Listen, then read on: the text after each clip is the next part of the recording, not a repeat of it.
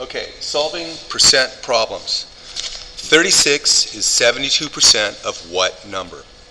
All right, so in math, is, right here, can be translated to the symbol equals. Of means multiply, and this term, what number, can be written as x or y. So I'm going to rewrite this statement as 36 equals 72% can be written as 0.72. Of is multiply, can be written as a parentheses, like this, and then what number would be x.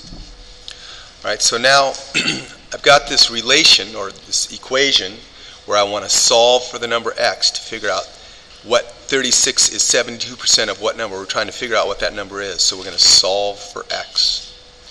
So I want to divide both sides of this by 0.72. And I chose that because I want to get the x by itself. I don't want to divide by 36 because that'll bring 36 on both sides, and I want that. Any number over itself, like 0.72 and 0.72, is equal to 1. Okay? So now I need to solve or divide 36 by 0.72 to figure out what x is. So I'm going to write a division house over here, and students have a difficult time determining which number goes inside the division house. 36 is the numerator, 0.72 is the denominator.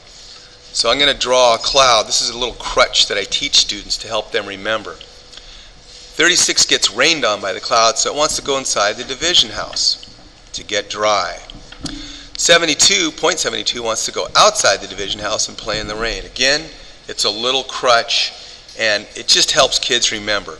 All right? So the next step is I've got to take this 72 and divide it into 36. All right? So 72 can't go into 36. I got to move this decimal over 2 places. Okay? So I'm going to move it over 2 places, and there's a decimal written here, but it's not written, it's implied. So I'm going to put a little decimal there, and I'm going to add 2 zeros. 1, 2. So I'm going to move it over 2 places, put my decimal there, and I'm going to bring it up. Okay? So I got to figure out how many times 72 goes into 360. 72 is almost 100, and 360 is not quite 400, but just estimating here. So it goes in, 72 goes in 3, possibly 4 times. I'm going to just do a little math over here and multiply 72 times 4.